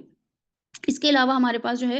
منافقوں کو کسی بات پہ اللہ سبحانہ تعالیٰ نے ڈانٹا ہے، تو وہ بھی اشارہ ہے کہ مسلمان اس سے بچ کر رہیں۔ تو اس کا مطلب ہے کیا کہ منافقوں کو اللہ تعالیٰ ڈانٹ رہے ہیں تو ہمیں پھر وہ کام کرنے چاہیے کہ اللہ تعالیٰ ڈانٹ رہے ہیں، اگر نہیں کرنے چاہیے نا۔ چھوٹا سا گھر میں بچہ ہو اور 3 4 بچے ہوتے ہیں اور کسی ایک بچے کو ڈانٹ پڑ رہی ہو کہ تم نے یہ ایسے کیسے کیا اور یہ کیسے، تو باقی جو بچے ہیں ان کو خود بخود نصیحت ہو رہی ہوتی ہے کہ ہم نے اب آئندہ نہیں کرنا، بلکہ ہم اب اس سے بچ کے ہی رہیں گے کیونکہ اس پہ ڈانٹ پڑی ہے۔ تو بالکل اللہ سبحانہ وتعالیٰ ہمارے سامنے احکامات کچھ لے کر آتے ہیں مومنوں کے لیے خاص، کچھ ہمارے پاس اشارتاً بات کرتے ہیں کہ منافقوں نے یہ کام کیا تھا یا ہم مشرکوں نے یہ کام کیا تھا، تو پھر ہمیں کیا کرنا چاہیے؟ یہ کام ہمیں نہیں کرنا چاہیے نا، ہمیں اس سے بچ کے رہنا چاہیے۔ تو انڈائریکٹ اللہ تعالیٰ اگر ڈیمانڈ کر رہے ہوتے ہیں تو وہ بھی حکم ہی ہوتا ہے، حکم کے زمرے میں ہی آتا ہے۔ اس طرح قرآن کے جتنے بھی احکامات ہیں ہماری زندگی کے تمام گوشوں اور پہلوؤں کے بارے میں اللہ سبحانہ وتعالیٰ جو ہیں وہ فاؤنڈیشن ہمیں دے دیتے ہیں۔ ایسا نہیں ہے کہ ہم زندگی ہمیں پیدا کر دیے، ہمیں رشتہ دار دے دیے، ماں باپ دے دیے، بیوی بچے دے دیے، استاد دے دیے، اور بھی رشتہ دار، یعنی کہ معاشرے میں ہم جس طرح رہ رہے ہوتے ہیں اور ہمیں جو لین دین معاملات کرنے ہوتے ہیں تو ہمارے ساتھ وہ معاملات ہوں اور ہمیں کچھ پتہ ہی نہ ہو، ان کے احکامات ہمیں پتہ ہی نہ ہو، اور میرا جو دل چاہے میں کروں، جو دل چاہے میں ماں باپ کے ساتھ سلوک کروں، میرا جو دل چاہے بچوں کے ساتھ سلوک کروں، میرا جو دل چاہے میں اپنی ذات کے ساتھ بھی جو ہے جو مرضی سلوک کروں۔ تو اس کا مطلب ہے کہ قرآن میں ہمارے پاس جو ہے وہ کچھ ایسے احکامات ضرور ملتے ہیں جن کو ہم ٹرم ایک استعمال کرتے ہیں اس کے لیے، جس کو کہا جاتا ہے کہ فقہ اسلامی، ٹھیک ہے، فقہ اسلامی یا اسلام کی فقہ، تو یہ ایک ٹرم استعمال ہوتی ہے۔ مثلاً اس میں کیا آتا ہے کہ عبادات میں نماز، روزہ، حج اور زکوٰۃ، یہ ہمیں پتہ چلتا ہے کہ فقہ اسلامی میں ہے۔ میرا اپنی جو میری زندگی ہے اس میں اللہ سبحانہ و تعالیٰ کا کیا حق ہے، تو وہ ہمیں قرآن میں ملتا ہے، جی بالکل ملتا ہے۔ عبادات میں ہمارے پاس نماز، روزہ، حج، زکوٰۃ، اس میں مختصر احکامات اللہ سبحانہ و تعالیٰ نے ہمیں دیا، اور پھر اس کے بعد ہمیں اللہ سبحانہ و تعالیٰ نے رہبانیت سے روک دیا کہ ان کاموں میں لگ کر دنیا کے انتظامات چھوڑ دیں، کیا ہم؟ ایسا بالکل بھی نہیں ہے۔ اللہ سبحانہ تعالیٰ نے ہمیں بتایا کہ یہ احکامات بالکل ضروری ہے، نماز، روزہ، حج، زکوٰۃ اپنی جگہ بالکل کرنا ہے، اور اس کے علاوہ ایک اور بھی چیزیں ہیں جو کہ ہمارے پاس اللہ سبحانہ تعالیٰ دیتے ہیں، سوشل فیملی لائف، اس کے بھی احکامات دیتے ہیں۔ یعنی کہ ایسا نہیں ہے کہ ہم صرف نماز، روزہ، زکوٰۃ کے بارے میں پہ فوکس کریں اور باقی چیزوں کو چھوڑ دیں، یا پھر کچھ لوگ کہتے ہیں کہ بس اب ہم جو ہے نا دنیا پہ فوکس کریں گے، ان میں ہم اچھے معاملات کریں گے، ہم ایمانداری سے کام کریں گے، ہمیں نماز روزوں کی ضرورت نہیں ہے۔ ایسا نہیں ہے، اللہ سبحانہ تعالیٰ نے قرآن پاک میں بہت ساری چیزوں کو ہمارے سامنے رکھا ہے جس میں رہبانیت کا کوئی کانسیپٹ ہے ہی نہیں، ہم بالکل بھی رہبائے جو ہے والی کیٹیگری میں نہیں رہ سکتے۔ تو اب جو بھی نماز، روزہ، حج، زکوٰۃ ہے وہ آپ کو بتا دیا کہ اس میں کچھ احکامات ہمارے سامنے آتے ہیں، جیسے جو رمضان کے احکامات آتے ہیں ہمارے پاس، شہر رمضان الذی انزل فیہ القرآن، اور اللہ سبحانہ تعالیٰ ہمیں بتاتے ہیں کہ اس میں روزہ فرض ہے۔ حج کے احکامات بھی ہمیں قرآن میں ملتے ہیں، روزے کے احکامات بھی قرآن میں ملتے ہیں، زکوٰۃ کے احکامات بھی قرآن میں ملتے ہیں، نماز کے احکامات بھی قرآن میں ملتے ہیں، کب پڑھنی ہے، کیسے پڑھنی ہے، سورج جو ہے اس کی پوزیشن کیا ہوگی، اور جو ہے وہ باقی معاملات جو ہیں ہمیں سیرہ سے ملتے ہیں، جو کہ کیا ہیں کہ اگر نماز کا ہمیں حکم ہے بھی تو وہ نماز جو ہے ہمیں کب پڑھنی ہے، فجر میں کیوں 6 رکعت نہ پڑھوں، मेरे पास टाइम है अगर तो मैं पढ़ लूँ और मैं इशा में जो है 2 रकत पढ़ लूँ, तो नहीं पढ़ सकती क्योंकि रसूल अल्लाह सल्लल्लाहु अलैहि वसल्लम ने फ़ॉर्मेट पूरा दिया है। किस टाइम पे कितनी नमाज़ पढ़नी है, वो टाइम का नमाज़ अगर ख़त्म हो जाएगा तो नमाज़ मकरूह हो जाएगी, वो क़ज़ा हो जाएगी। नमाज़ में पढ़ना कैसे है, नमाज़ का जो है उठना-बैठना कैसे होगा, ऐसा नहीं हो सकता कि मैं अगर खड़ी हूँ क़याम में तो मैं कहूँ चलो अभी मैं सजदा कर लेती हूँ, अभी मेरा रुकू करने को दिल नहीं चाह रहा, तो रुकू मैं बाद में कर लूँगी, राइट? तो हमारे पास ये अहकामात के तौर पे ही आते हैं, अगर एक भी हमारा स्टेप मिस होता है तो हमारी नमाज़ जो है वो इनवैलिड हो जाती है। तो दूसरी हमारी चीज़ है तदबीरुल मंज़िल, ख़ानगी अमूर और तदाबीर, यानी कि हमारे पास सोशल और फैमिली लाइफ़ अल्लाह सुब्हानहू व तआला हमें कुरान में डिस्कस करते हैं हमारे साथ, जिसमें हमारे पास निकाह के मामलात आते हैं,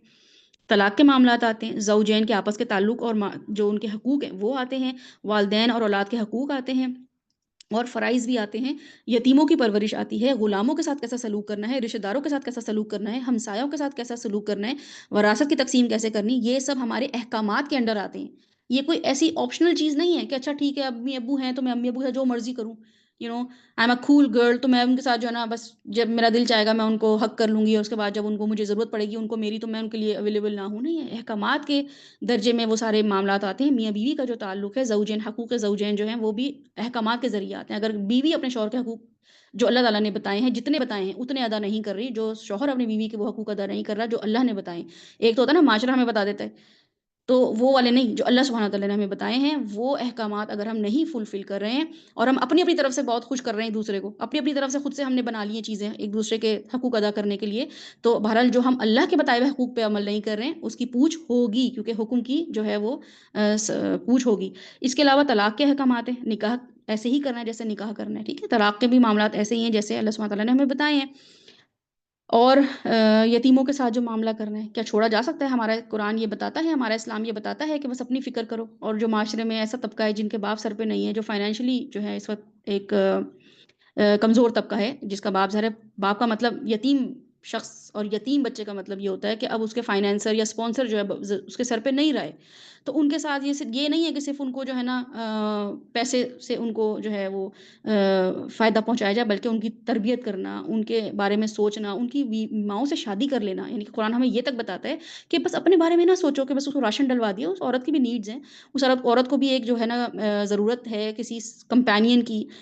इमोशनल सपोर्ट की, फ़िज़िकल सपोर्ट की, राइट? तो ये सब चीज़ें अल्लाह सुब्हानहू व तआला कुरान में हमें बताते हैं सूरह निसा में। तो हमें पता चलता है कि हमारा दीन जो है वो तो आगे बढ़कर काम करने वालों का हुक्म देता है। अगर हम नहीं करेंगे और हम अपनी ज़िंदगी के नहीं यतीम है, तो बेवा है और तलाक याफ़्ता है, हमें कैसे लेना-देना? होगी कोई गलत औरत, होगी ये, तो उनकी इस्लाह करना, इवन यही लफ़्ज़ अल्लाह ताला ने इस्तेमाल किया है यतीमों के लिए भी और बेवाओं के लिए भी कि इस्लाह करना जो है, यानी कि उनको अगर तो वो किसी गलत काम में पड़े हुए हैं या उनका उनका कोई मामला ऐसा चल रहा है जो कि माशरे में उनके बारे में कोई चीज़ रूमर्स फैली हुई हैं, तो तुम इस्लाह करो। ना कि ये कि तुम उसको आगे फॉरवर्ड करते जाओ, तुम उसको आगे वायरल करते चले जाओ कि हाँ, वो तो है ही औरत ऐसी और ये लोग तो हैं ही ऐसे और ये लोग इनकी तो बनती नहीं है, ऐसा नहीं है। इस्लाह का हुक्म दिया अल्लाह सुब्हानहू व तआला ने। फिर इसके अलावा गुलामों के हकूक़। अब गुलाम हैं तो अंडर ही होते हैं, हमारे अंडर प्रिविलेज, यानी कि वो ऐसे लोग होते हैं जो कि उनका कोई रुतबा नहीं होता माशरे में, तो क्या हम अल्लाह सुब्हानहू व तआला हमें बताते हैं कि उनको छोड़ देना चाहिए? क्या पूछ नहीं होगी? बेशतर अहकामात ऐसे हैं जिसमें हमें गुलामों के बारे में अच्छा सलूक करने का हुक्म है। फिर रिश्तेदारों के साथ क्या मामला करना चाहिए, हमसायों के साथ क्या मामला करना चाहिए। तो अगर हम इन अहकामात पे गौर व फ़िक्र करेंगे, अहकामात को देखेंगे और हुक्म ही समझेंगे अल्लाह का, कि ये अल्लाह का हुक्म है हमारे लिए। क़ुलू लिन्नासि हुस्ना, लोगों से अच्छे तरीके से बात करो। बाज़ लोग बातें करते हैं ऐसा जैसे ईंट मार रहे हों, है ना? ह्यूमिलिएट कर रहे हों, इंसल्ट कर रहे हों आपकी। आपको काम कराना हो या ना कराना हो, हर इंसान की इज़्ज़त जो है वो, जैसे रसूल सल्लल्लाहु अलैहि वसल्लम की इतनी प्यारी हदीस है, जो कि अगर आपको उसकी नफ़्सियात समझ आ जाए ना, हदीस साइकोलॉजी में अगर आप उस चीज़ को समझेंगे इंशाअल्लाह ताला, तो आपको पता चलेगा कि रसूल सल्लल्लाहु अलैहि वसल्लम ने सहाबा-ए-किराम की कैसे ट्रेनिंग करते थे। रसूल अल्लाह सल्लल्लाहु अलैहि वसल्लम जो थे, वो सहाबा-ए-किराम के पास बैठे हुए थे और हरम में बैठे हुए थे। फ़तह मक्का का दिन था, सॉरी हज का दिन था और हरम में बैठे हुए थे और हज के दिन में आपको पता है उसकी क्या सिग्निफिकेंस होती है। तो मोमिनों से कहा उन्होंने, रसूल सल्लल्लाहु अलैहि वसल्लम ने सहाबा इकराम से कहा कि आज का कौन-सा दिन है? तो उन्होंने बताया आज का ये दिन है। तो उन्होंने बताया कि जो है ना हमारी कंडीशन ईमान वाली है, तो ईमान कैसा? उन्होंने बताया बहुत हमारा अच्छा ईमान है और हम जो है ना मोमिनीन हैं। अल्लाह सुब्हानहू व तआला ने, रसूल सल्लल्लाहु अलैहि वसल्लम ने फरमाया कि अच्छा ये जगह कैसी है मक्का? तो सहाबा इकराम ने कहा मक्का बेहतरीन जगह है। उन्होंने कहा अब जिस जगह पे हम खड़े हुए हैं हरम वो कैसा है? उन्होंने कहा ये तो बेहतरीन जो है ना खाने काबा जो है बेहतरीन जगह है। तो रसूल सल्लल्लाहु अलैहि वसल्लम ने फरमाया कि ये खाने काबा की हुर्मत कैसी है? तो सहाबा इकराम ने, मफ़हूम मैं बता रही हूँ हदीस का, तो सहाबा इकराम ने कहा कि ये जो है ना बेहतरीन खाने काबा जो है बेहतरीन, और वाक़ई आप जब जाते हैं उम्रा हज पे तो आप देखें कैसे चूमा-चाटी चल रही होती है और धक्के दे रहे होते हैं एक-दूसरे को कि बस हम कैसे इसको चूम लें।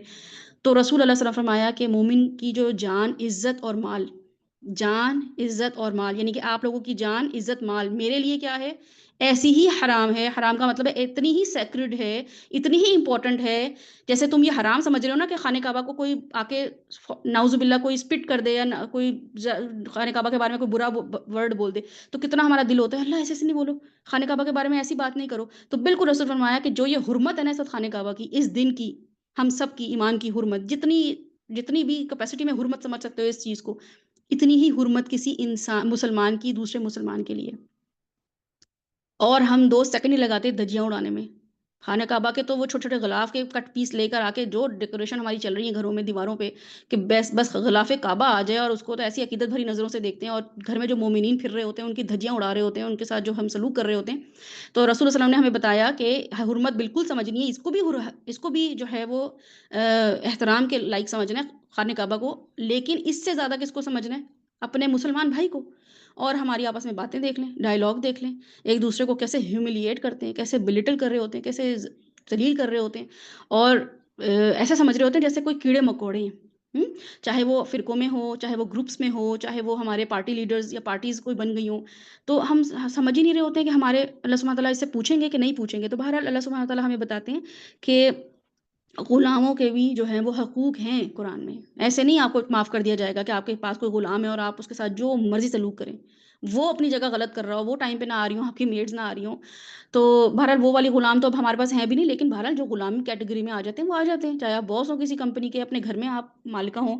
آپ کے جو انڈر لوگ ہیں ان کے حقوق ہیں، ان کو بھی جو ہے اللہ سبحانہ تعالیٰ بتاتے ہیں کہ اپنے مالک کے ساتھ کیسے سلوک کرنا ہے، اس کے بھی الحمدللہ ہمارے پاس دین ہمیں بہت چیزیں بتاتا ہے۔ لیکن بہرحال اس وقت پریولیجڈ جو لوگ ہیں ان کا کام ہے انڈر پریولیج لوگوں کا خیال رکھنا۔ پھر ہمارے پاس رشتہ دار ہمسائے آ جاتے ہیں، ٹھیک ہے، اور اگر میرا ہمسایہ مجھ سے محفوظ نہیں ہے تو پھر آپ سوچ لیں کہ معاشرہ کیسے سکون میں آئے گا۔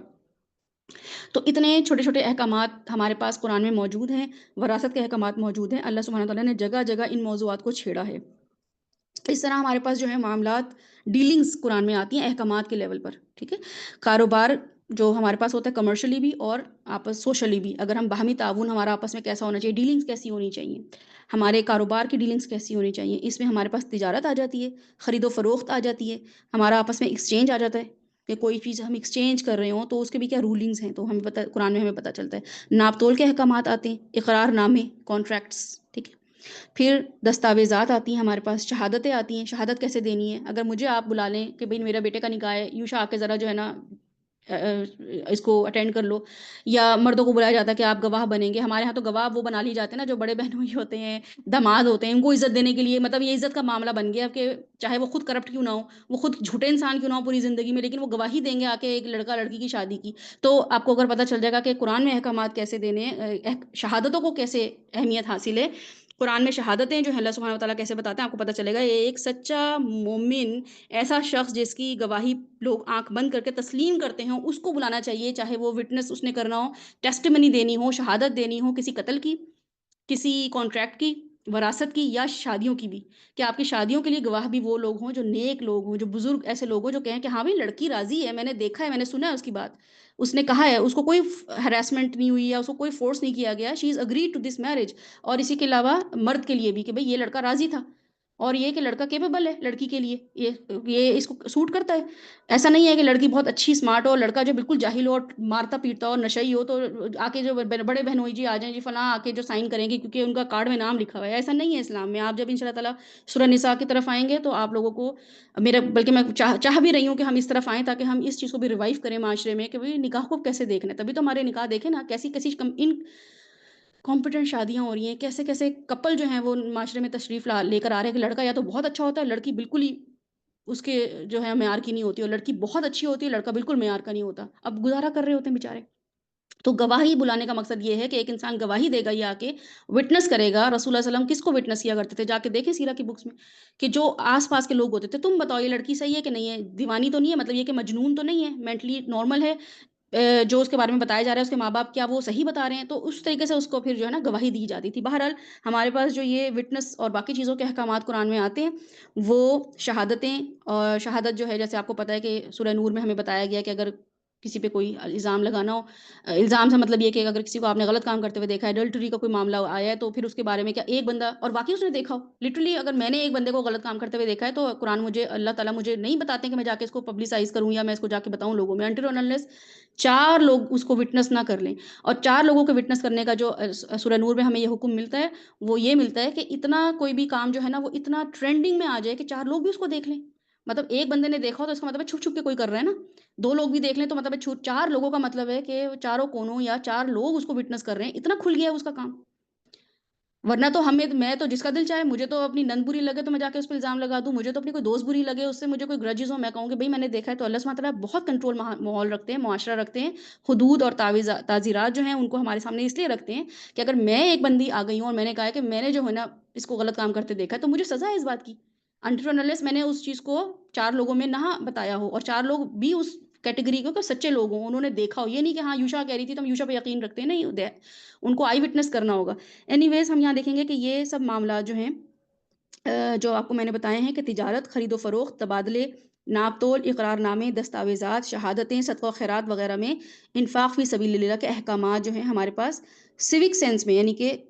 شہریت کے طور پہ آتے ہیں۔ شہریت کا مطلب ہے کہ اب میں یہ کہوں کہ نہیں میں تو یہاں یو اے میں رہ رہی ہوں، میں تو پاکستانی روپے خرچ کروں گی، ٹھیک ہے، یا پاکستان میں کوئی شخص ہے وہ کہ ہم تو ڈالر استعمال کریں گے، ایسا نہیں ہے۔ جس شہر میں آپ رہ رہے ہیں تو اس کے اکارڈنگلی ہی آپ نے معاملہ کرنا ہے، وہاں کے رولز کے مطابق کرنا ہے، کرنا آپ نے اسلامک کے لیے، لیکن اپنے شہریت کو بھی مد نظر رکھنا ہے اور تمدن کو بھی، تمدن کا مطلب ہے اسلامک کلچر کو بھی، اسلام اس کو کیسے پروموٹ کرتا ہے، رائٹ، کلچر کیسے اس کو لے کے چل رہا ہے، تو اس کی حفاظت کرنی ہے۔ میں یہاں پہ رہ کے کہوں کہ نہیں پاکستان میں تو مجھے لائن میں لگنا نہیں پڑتا، میں یہاں پہ بھی لائن میں نہیں لگوں گی، تو یہ اللہ سبحانہ تعالیٰ اس کا منع کرتے ہیں، قرآن میں اس کے احکامات کے طور پہ ہمیں بتایا جاتا ہے کہ جہاں پہ ہو وہاں پہ جو ہے ویسی معاملات کرنے ہیں۔ ایون سورہ یوسف میں اگر آپ کو ان شاء اللہ تعالیٰ یہ فقہ آپ کو ملے گی،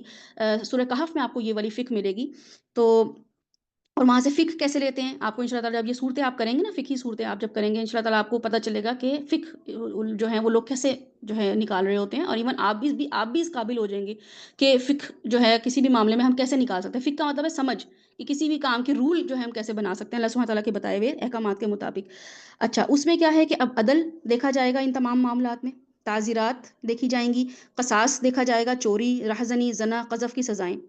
یہ سب معاملات جو ہیں یہ ہمیں قرآن پاک میں ملتے ہیں، ٹھیک ہے۔ قصاص جو ہوگا اس کے معاملات کیسے کرنے ہیں یہ حکم کے طور پہ ہمارے پاس، ایسا نہیں ہے کہ ہم قصاص کو اگنور کر دیں۔ چوری کے معاملات کو ہم کہیں گے نہیں چلو چور ہے اور ہم خود سے رحم دلی دکھائیں، نہیں، اللہ سبحانہ تعالیٰ نے احکامات دیے ہیں تو وہ امپلیمنٹ ہوں گے ہی ہوں گے، تبھی آپ دیکھیں نا کہ ریپ کتنا بڑھ گیا، اور ایک دفعہ کسی کو سزا، اگر کسی انسان کو سزا مل جاتی ہے اس کے گناہ کی، ریپ کرنے کی یا لڑکی کو ہراس کرنے کی، مولسٹیشن کی سزا مل جاتی، کسی بھی جو بھی ہمارے معاشرے میں معاملات ہو رہے ہوتے ہیں، اگر وہ ہمیں سزا مل جاتی یعنی کہ جس بھی شخص کو، تو معاشرہ جو تھا اس میں انصاف اتنا زیادہ ہوتا کہ لوگ ڈر رہے ہوتے، لیکن چونکہ وہ قصاص بھی نہیں ہو رہا، چوری کی سزا بھی نہیں مل رہی، رہزنی کی سزا بھی نہیں مل رہی، زنا کی سزا بھی نہیں مل رہی، قذف کی سزائیں بھی نہیں ہو رہی، تو لوگ جو ہیں وہ دلیر ہوئے پھر رہے ہیں،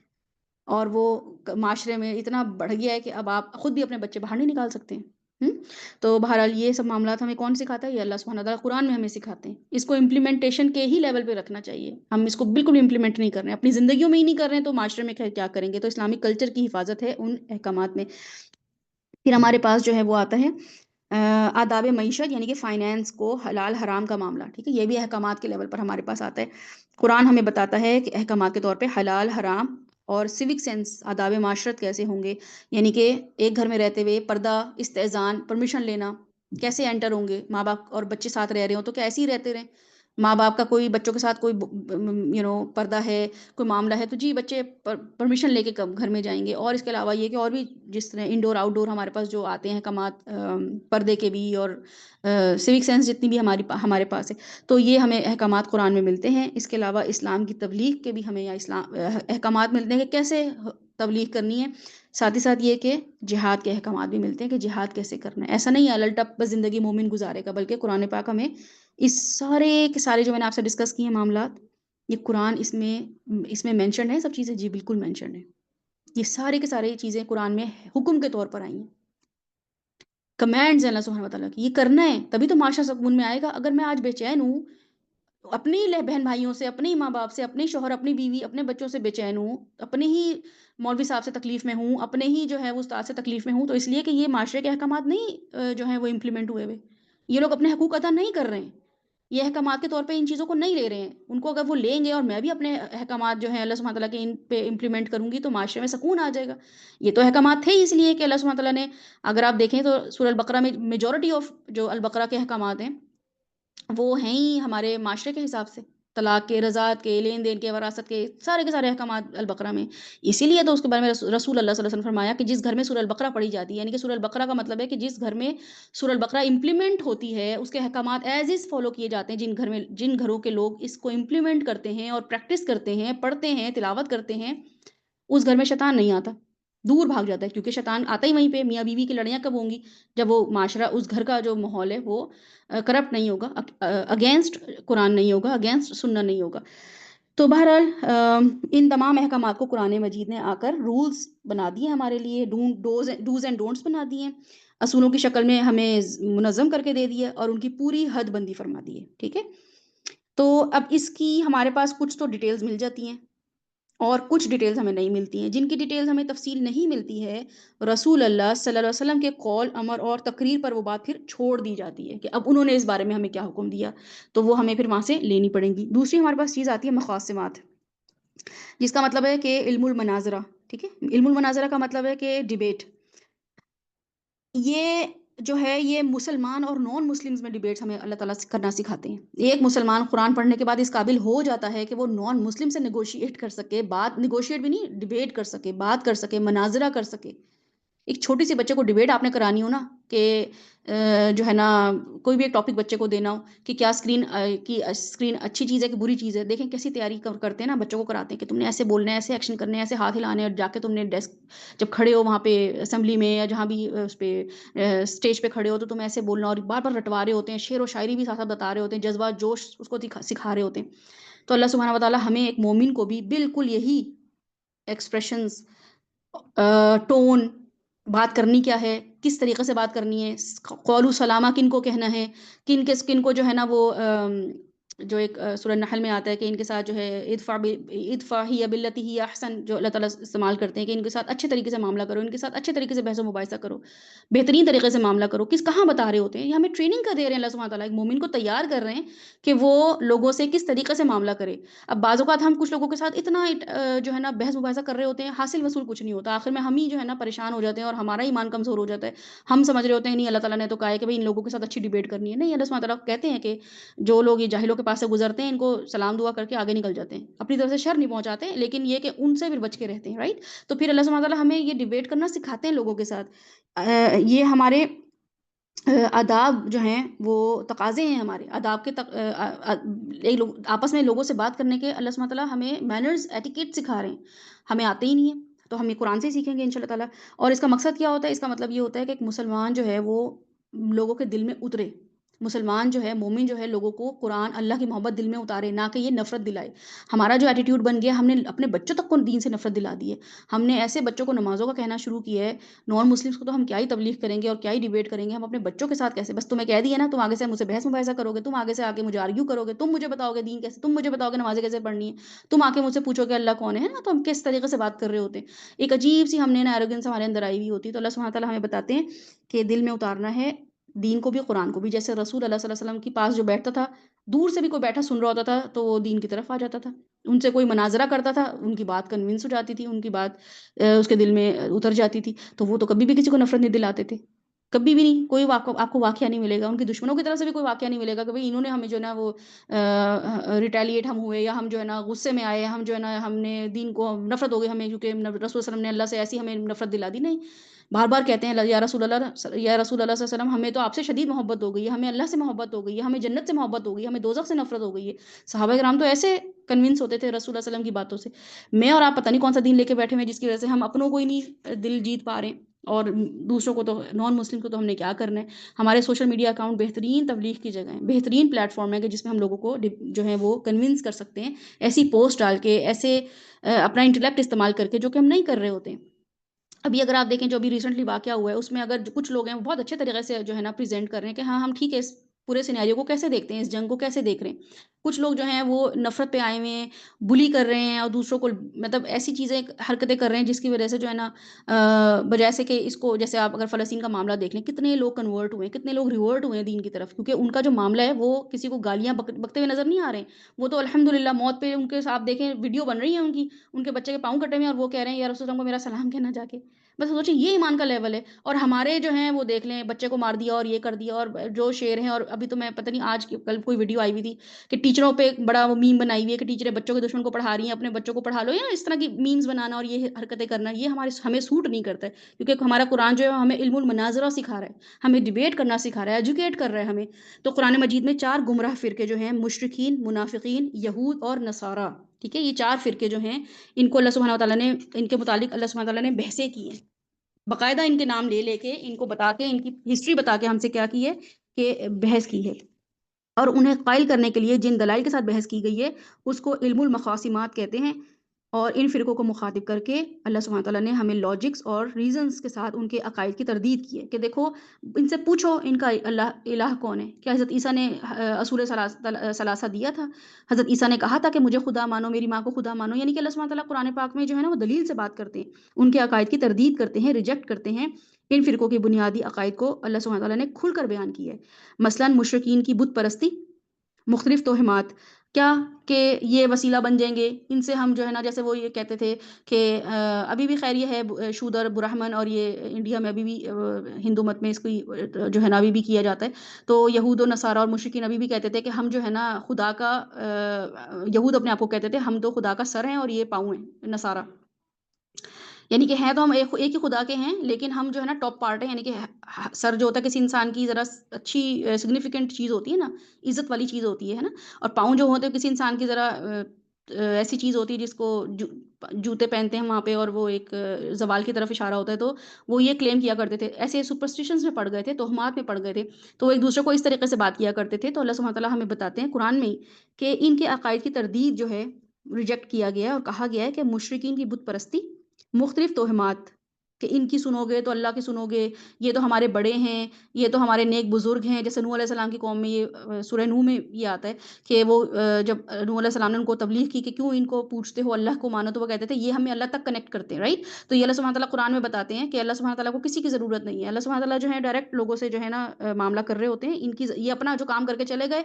तो इनका अपना काम है। तिलका उम्मतुन कद खलत लहा मा कसबत व अलैकुम अलैहा मक्तसबत। अल्लाह सुब्हानहू व तआला कहते हैं कि जो कौमें गुज़र गई, गुज़र गई। उन्होंने जो किया उनका था। उनको अब ये नहीं करो कि मेरे अम्मी इतनी नेक थी, तो मेरे अब्बू इतने नेक थे, तो पीर साहब इतने नेक थे, तो हमें उनकी कोई रहमतें, बख्शिशें मिल रही हैं। ठीक है, वो अल्लाह सुब्हानहू व तआला बताते हैं कि नेक लोगों की असरात बाकी रहते हैं। लेकिन बहरहाल अपना जो किया हुआ कराया है, वो ही काम आएगा। इन लोगों का जो मामला है, वो अलग हैंडल किया जाएगा। मुनाफ़िकीन का दो रुखापन अल्लाह सुब्हानहू व तआला बताते हैं कि मुनाफ़िकीन जो थे, वो कैसे मामला कर रहे होते थे। तो उनको अल्लाह सुब्हानहू व तआला ने उसकी डिबेट रखी है कि मुनाफ़िकीन जब ये कहते हैं सूरह अल बक़रा के शुरू में अल्लाह ताला बताते हैं कि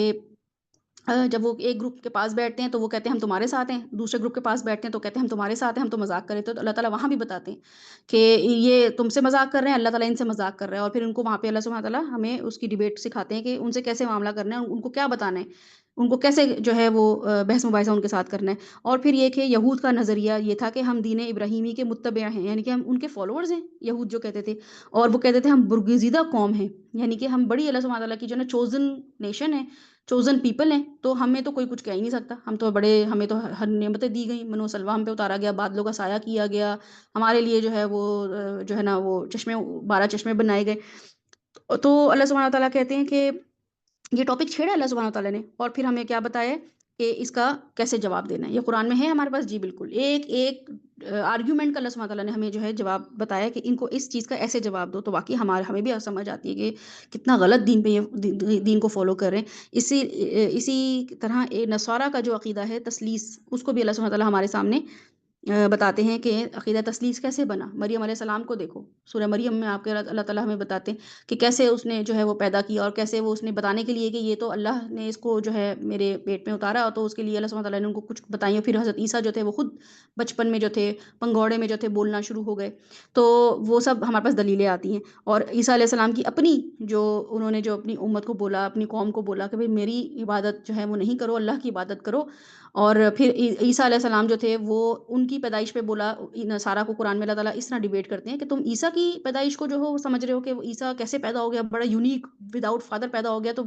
وہ جو ہے ہمارا گاڈ ہے just because he is born without a father. تو پھر ابراہیم تو آدم علیہ السلام کو کیا سمجھتے ہو جو کہ ماں اور باپ کے بغیر پیدا ہوئے ہیں، ان کو کیسے دیکھتے ہو؟ تو اللہ تعالیٰ نے باقاعدہ آرگیومنٹ ہمیں سکھایا کرنا کہ پھر جب عیسائی یہ بات کر رہے ہوں، کرتے ہیں عیسائی کہ بھئی یہ باپ کے بغیر پیدا ہوئے ہیں تو موت ذاتی نبی ہیں ہمارے، تو یہ تو خدا ہیں، تو اللہ تعالیٰ کہتے ہیں پھر آدم علیہ السلام کو دیکھو، وہ تو ماں اور باپ کے بغیر کے پیدا ہوئے،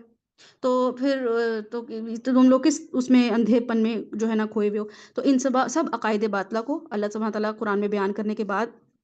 اور ٹاپک کو خود چھیڑا اللہ تعالیٰ نے، ٹھیک ہے، یہ ٹاپک خود چھیڑے ہیں، ایسا نہیں ہے کہ وہ لوگ آتے تھے رسول صلی اللہ علیہ وسلم سے بات کرنے، اللہ تعالیٰ خود ہمیں ایجوکیٹ کر رہے ہیں۔ تو اس ڈبیٹ کو ہم تک بتانے کے لیے کی وجہ کیا ہے کہ ان کے خلاف مسلمانوں کے دلوں میں نفرت پیدا کی گئی ہے، ٹھیک ہے، یہ اللہ تعالیٰ نے ہمیں اس کے بتایا کہ دیکھو ان عقیدوں سے نفرت پیدا کرنی کرنی ہے، تم ان کی طرف کنونس نہ ہو جانا۔ ہمارے بچے آج کل کنونسڈ ہو گئے، ہمارے بچے انکلائنڈ ہو گئے ان کی باتوں کی طرف کہ ہاں ہمیں تو بڑا اچھا لگ رہا ہے، ہمیں تو میری کرسمس جو ہے نا بڑا اچھا لگ رہا ہوتا ہے کہ جب یہ کرسمس آتا ہے کتنا یہ ڈونیٹ کرتے ہیں، کتنا یہ آفر لگا دیتے ہیں، ہمارے رمضان آتے ہیں تو ہم یہ، تو ان کے جو عقائد ہیں ہمارے بچے بھی اور ہم بھی somehow the other ہم ان سے جو ہے امپریس ہو رہے ہوتے ہیں۔ تو اللہ سبحانہ تعالیٰ نے ان کی ڈبیٹ دے کے ہمیں بھی ایجوکیٹ کیا، ہمیں بھی نفرت دلائی ہے ان عقائد سے، اور ہمیں ایجوکیٹ کیا کہ ہم ان سے کیسے آرگیو کر سکیں، تاکہ ان کو بھی ہمارا کام ہے نا کہ ہم ان کو بھی تو ایجوکیٹ کر سکیں۔ جیسے ہمیں کوئی راہ راست پر لے آئے تو کتنا احسان مند ہوتے ہیں کہ ارے آپ نے میری آنکھیں کھول دی، میں تو اس طرف سوچتی بھی نہیں تھی، میں تو ایسا سوچتی بھی نہیں تھی، میں تو ایسا چیزوں کو دیکھتی بھی نہیں تھی، آپ نے میری اچھی دھیان کرایا۔ تو ایسے ہی ہمارا بھی کام ہے کہ ہم اپنی اصلاح کی فکر نہ کریں، بلکہ ہم نان مسلمس کو، اب چونکہ ہمارے پاس ایک پلیٹ فارم ایسا آ گیا ہے جو کہ سوشل میڈیا ہے، اس میں ہم دنیا میں کہیں بھی لوگوں سے کنیکٹ ہو سکتے ہیں، ان کو ایجوکیٹ کر سکتے ہیں، تو ہم اپنی ایجوکیشن بڑھائیں، اس حوالے سے اپنی نالج بڑھائیں اور لوگوں کو ایجوکیٹ کریں۔ تو اس وجہ سے اللہ سبحانہ تعالیٰ نے ہمیں تورات اور انجیل کا ہمیں ذکر کیا ہے، قرآن نے اس کی جو روشنی ہے، ٹھیک ہے، اس کی جو حقیقت ہے اس پہ روشنی ڈالی ہے، اور اور بتایا ہے کہ اب ان کی جو ایکچولی ان کی جو اصلیت ہے نا وہ باقی نہیں رہی ہے، اب یہ جو باتیں کر رہے ہیں یہ اپنے اون پہ کر رہے ہیں، ان کے پاس کوئی دلیل ہے تو ان سے کون لے کر آئیں۔ ان کے جو پیروکار ہیں انہوں نے یعنی کہ ان مذاہب کے جو پیروکار ہیں، جو اسکالرز ہیں، انہوں نے اپنی مرضی سے تبدیلیاں کر دی ہیں، ہر ورژن پہلے سے مختلف ہے۔ اگر آپ ان کی یہودیوں کی کتاب نکال لیں، عیسائیوں کی کتاب نکال لیں، تو ہر ورژن پہلے سے مختلف ہے، جبکہ ہمارا قرآن آپ نکال لیں، آج سے 10 سال پہلے والا ورژن نکال لیں، آج سے 20 سال پہلے والا ورژن نکال لیں، it is almost same. Almost same کا مطلب ہے کہ اس میں یہ تو فرق ہوگا، یعنی کہ تفسیر بھی ہم بتاتے ہیں کہ بھئی یہ مولانا مودودی کی تفسیر ہے، بھئی ڈاکٹر سعد احمد کی تفسیر ہے، یہ جو ہے نا یہ تفسیر ابن کثیر ہے، یعنی کہ یہ تفسیر کا مطلب ہے کہ اس پہ میری کمنٹری ہوئی ہوئی ہے، اس پہ اس انسان نے اس طریقے سے جو ہے نا انٹرپریٹیٹ کیا ہے قرآن کی ان آیات کو، اس کو ایسے اپنے معاشرے کے حساب سے بتایا ہے۔ جیسے آج کل کے لیٹسٹ اسکالرز ہیں نا، جب وہ ہمیں بتا رہے ہوتے ہیں کہ بھئی آج کے زمانے میں اس آیت کو کیسے عمل کریں گے، بٹ کوائن کو کیسے دیکھنا، بٹ کوائن نہیں ہے قرآن میں کہیں بھی مینشن، لیکن آج کل کے اسکالرز اس کی تفسیر کرتے ہیں کہ بھئی ہمارے پاس یہ جو ہے نا دلیل ہے قرآن میں۔ تو بالکل ایسے ہی تفسیر ابن کثیر ہے یا مولانا مودودی ہیں، انہوں نے جیسے جماعت اسلامی کی جو بنیاد رکھی تو انہوں نے بتایا کہ پولیٹکس میں آنا بہت ضروری ہے، پولیٹکس میں آپ نہیں آئیں گے تو آپ دین نافذ نہیں کر سکیں گے۔ ڈاکٹر سارہ احمد انہوں نے خلافت کو اپنا وہ بنایا مشن، انہوں نے اس پہ پوائنٹ آف ویو اپنا رکھا، تو یہ ان کی تفسیر ہے، یہ اللہ کا کلام نہیں ہے، اللہ کا کلام جو 1400 سال پہلے تھا ایز از آج بھی وہی ہے۔ اور آپ دیکھا کریں آپ کا جو مصحف ہے، جو آپ کے پاس کتاب ہوتی ہے قرآن کی، اس کے آخر میں لکھا ہوا بھی ہوتا ہے کہ یہ اتنی اتنی جگہوں سے پروف ریڈنگ ہو کر اس کی آئی ہوئی ہے، تو تحریف ہو ہی نہیں سکتی ہماری کتاب میں الحمدللہ، ٹھیک ہے۔ تو باقی کتابوں کے بارے میں کوئی کہہ سکتا کلیم، یہ لوگ خود ہی نہیں کرتے، یعنی کہ یہ لوگ خود بھی کلیم نہیں کرتے ہیں کہ ہماری کتاب جو ہے نا وہ سیم ہے، ان کی اتنی چینجز ہوئی ہوئی ہیں، ان کے فارمیٹ میں بھی، ان کے انٹرپریٹیشنز میں بھی، ان کے جو بھی الفاظ ہیں اللہ کے وحی جو ہے اس میں بھی چینجز آئی ہوئی ہیں۔ تو اس طرح قرآن مجید نے تمام فرقوں کے شک و شبہات میں دین اسلام پر جو اعتراضات لوگ کرتے تھے نا، دین اسلام پر بھی قرآن پہ بھی، اس کے اعتراضات کا جواب خود دیا ہے قرآن نے، ہمیں خود سے کریٹ کرنے کی ضرورت نہیں ہے، بس ہمیں ایجوکیٹ ہونا ہے، ہمیں پتہ تو چلے اللہ تعالیٰ کیا بتا رہے ہیں، تو ہمیں اس کا جو ہے وہ پتہ چل جائے گا کہ آرگیومنٹ کیسے کرنا ہے۔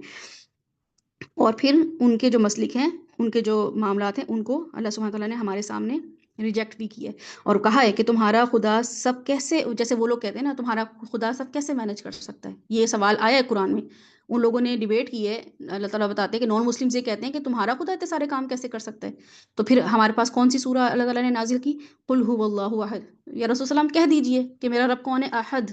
یونیک ہے، وہ ہے ہی نہیں ایسا جیسے تم سمجھ رہے ہو کہ خدا ہو سکتا ہے، جیسے تم سمجھ رہے ہو کہ کوئی نظام سنبھال سکتا ہے، اٹس ناٹ لائک دیٹ، اللہ سبحانہ وتعالی از احد، واحد نہیں استعمال کیا اللہ سبحانہ تعالیٰ نے، بلکہ کہا ہے احد، احد کا مطلب جو ہوتا ہے عربک جو ڈکشنری ہے اس میں اس کا مطلب ہے کہ یونیک، بس ایک ایسا ہونا جیسا کوئی اس کی نہ مثال ہے نہ کوئی اس کی، اور پھر آگے قل هو اللہ احد اللہ الصمد لم یلد ولم یولد، وہ پوری اس کی ایکسپلینیشن میں آتا ہے. تو احد کا ہی لفظ جو ہے نا وہ اللہ تعالیٰ کہہ رہے ہیں ان کو کہہ دیجئے کہ آپ جو یہ کہہ رہے ہیں نا کیسے مینج کر سکتا ہے، تو میرا رب یونیک ہے. اور یہ ہم دنیا میں بھی کہہ رہے ہوتے ہیں، کوئی آ کے ہمیں کہتا ہے نا ارے آپ نے اتنی اچھی چیز کیسے بنا لی، یا آپ کی امی نے اتنا اچھا کھانا کیسے بنا لیا، تو ہم کہتے ہیں ہماری امی جو ڈفرنٹ طریقے سے بناتی ہیں نا، ڈفرنٹ ریسیپی کرتی ہیں. تو ہم یہ بتا رہے ہوتے ہیں لوگوں کو کہ آپ جو سوچ رہے ہیں نا کہ ایک ہی طریقہ ہے، ایک ہی طریقے پہ لوگوں کو جج کرنا، نہیں ایسا نہیں ہے. میری امی ذرا اور الگ طریقے سے کام کرتی ہیں، انہوں نے کسی اور سے سیکھا ہے یا ان کے پاس ان کے ہاتھ میں ٹیسٹ ہی اور ہے. تو اللہ سبحانہ تعالیٰ بالکل ہمیں ایسے سکھا رہے ہوتے ہیں کہ اگر آپ سے کوئی بحث مباحثہ کرے تو پھر آپ نے کیا جواب دینے ہیں. تو قرآن میں ہمارے پاس اس کے لاجکس ہمیں ملتی ہیں. اور پھر یہ کہ ہمارے پاس نیکسٹ جو چیز ہے نا وہ ہے کہ علم تذکیر بالاعلیٰ، ان شاء اللہ تعالیٰ وہ ہم اس فرائیڈے کریں گے. اور یہ اتنی خوبصورت جو آگے ہمارے پاس اس کی آتی ہے نعمتوں کو یاد کرتے ہوئے جو ہے نا ہم کیا کریں گے، تذکیر کریں گے اللہ کی نعمتوں کو یاد کرتے ہوئے جو ہیں وہ زندگی سے کیا حاصل کریں گے، کہ قرآن ہمیں اللہ کو یاد کس طریقے سے کراتا ہے. کہ ہم صرف ڈبیٹ ہی کرتے رہنے، اللہ سبحانہ تعالیٰ کہتے ہیں کہ تمہارے لیے ڈبیٹ اور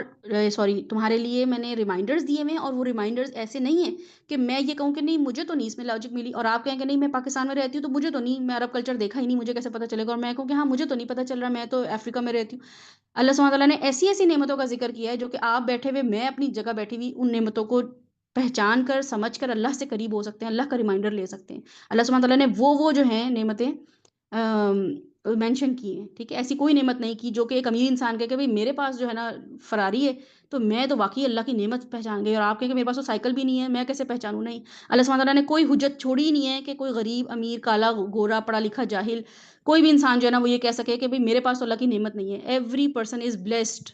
تو اس کی بلیسنگ سے اللہ سبحانہ تعالیٰ نے اس کو یاد کرایا ہے کہ کیسے پہچانا ہے. تو وہ کہاں ملیں گی بلیسنگز، وہ اللہ تعالیٰ خود قرآن میں بتاتے ہیں. یہ نہیں ہے کہ میں بتاؤں گی چیدہ چیدہ، کوئی ڈاکٹر آگے بتائے گا کہ بھئی اپنے آرگنز دیکھو اپنی آنکھ، نہیں، اللہ تعالیٰ خود مینشن کر رہے ہیں قرآن میں، اور بہت ہی امیزنگلی اس کو بتا رہے ہیں.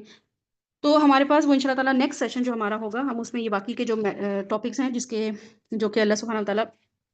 نعمتوں کا ذکر ہے، اور اس کے علاوہ جو ہمارے پاس قوموں کا زوال آتا ہے، ٹھیک ہے، اور وہ بھی کتنا امپورٹنٹ ہے. یعنی کہ قوموں کا زوال کے تھرو ہم جو ہے قرآن سے کیا سیکھ سکتے ہیں وہ ہمیں بتائیں گے اللہ سبحانہ تعالیٰ کہ ہمارے لیے کیا ریمائنڈر ہے. اور پھر موت اور بعد الموت، ٹھیک ہے، یہ ہمیں تین چیزیں ان شاء اللہ تعالیٰ ہم نیکسٹ سیشن میں ڈسکس کریں گے، جو کہ وینسڈے کو ہوگا. سیم ٹائمنگز جو ہماری چلی آ رہی ہیں اسی پہ ہم کریں گے سیشن. تو آج کے لیے جو ہے وہ ہمارے پاس جو ٹاپکس تھے وہ تھے کہ اللہ سبحانہ تعالیٰ ہمیں ٹاپکس جو بتاتے ہیں قرآن کے وہ یہ تھے کہ مضامین قرآن جس میں احکام، مقاسمات، تذکیر بالاعلیٰ بالایام اللہ، اور موت بعد الموت، یہ پانچ ہمارے پاس آتے ہیں. احکام میں ہم نے دیکھ لیا تھا کہ قرآن میں احکامات ہیں جو کہ ہمیں کرنے ہی کرنے ہیں، اور احکامات صرف عبادات سے متعلق نہیں ہے، معاشرت سے متعلق نہیں ہے، بلکہ وہ ہماری پوری زندگی پہ محیط ہے. تو ہمیں وہ سب معاملات دیکھنے پڑیں گے تبھی ہمارے معاملات درست ہوں گے، اس کے علاوہ معاملات درست نہیں ہوں گے. اور پھر ہم دیکھیں گے مقاسمات، ڈیبیٹ کیسے دیکھنی ہے، ڈیبیٹ کو ہم نے کیسے کرنا ہے، وہ علم ہے باقاعدہ جو اللہ تعالیٰ نے ہمیں ایجوکیٹ کیا قرآن کے تھرو، وہ ہم ان شاء اللہ تعالیٰ اس کو امپروو کریں گے. اور پھر